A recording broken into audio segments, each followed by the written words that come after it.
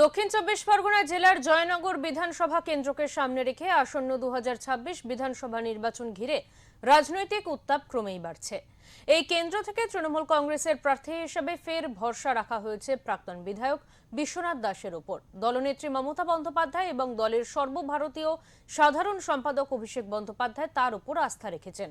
প্রার্থী ঘোষণার পর প্রতিক্রিয়ায় বিশ্বনাথ দাস জানান, জয়নগর বিধানসভা কেন্দ্রে সিপিএম ও বিজেপির তেমন কোনো প্রভাব নেই, তাই এবারও বড় ব্যবধানে জয়ের লক্ষ্য নিয়েছেন তিনি। তার কথায়, আমাদের টার্গেট অন্তত 70,000 ভোটে জয়লাভ করা।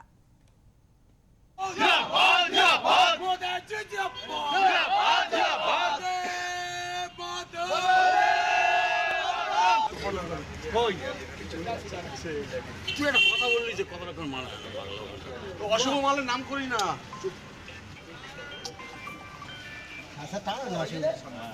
ওরা শুধু টেনশন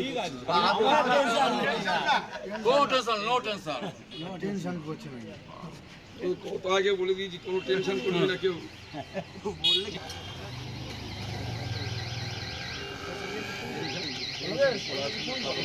জয় বাংলা।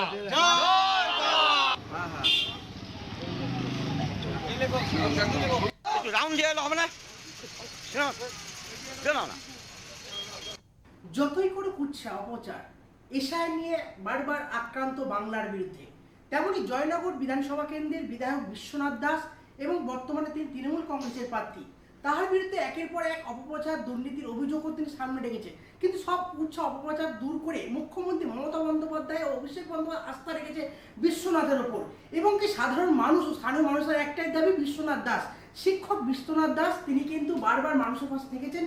সেই প্রসঙ্গে বিশ্বনাথ দাস কতটা ভোটে জয়ী হবে এবং কতটা ভোট মানুষের পাশে থেকে কি কি কাজ করবে, একের পর এক উন্নয়ন কিন্তু আমরা দেখেছি জয়নগরে, সেই সমস্ত কিছু তথ্য শুনে নেব তৃণমূল কংগ্রেসের প্রার্থী বিশ্বনাথ দাসের মুখ থেকে। দাদা, কিভাবে এবারে চেয়ে উন্নয়নে ভোট তৈরি পার হবেন? দেখুন, আমি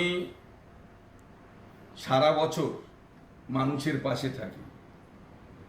এক কথা বলতে গেলে 365 দিন মানুষের পাশে থাকি।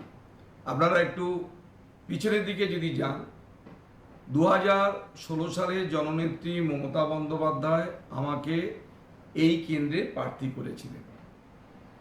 গতকাল যে প্রোগ্রামটা হয়েছে, আমার নেতৃত্বরা তারা আমার সামনে কমিটমেন্ট করে গিয়েছে যে আমরা আমার জয়নগর বিধানসভা থেকে আমাদের প্রিয় প্রার্থী বিশ্বনাথ দাসকে 70-এর নিচে আমরা লিড দিয়ে জেতাবো না, 70-এর উপরে লিড দিয়ে আমরা জেতাবো। 30 তারিখ আসবে, সেদিন আমরা ঘাসের উপরে জোড়া ফুলে ভোটটা দেব, সেই দিনের জন্য অপেক্ষা করছে মানুষ। একদম 70,000-এর বেশি জয়লাভ করার ইচ্ছা প্রকাশ করেছেন এবং তিনি বলে মানুষের জয়, এটা বিশ্বনাথের জয় নয়, এটা মানুষ জনগণের দেবতা, তাদের জয়। দক্ষিণ চব্বিশ পরগনা থেকে বাবলু পৌনিকের রিপোর্ট, ওঙ্কার অল নিউজ।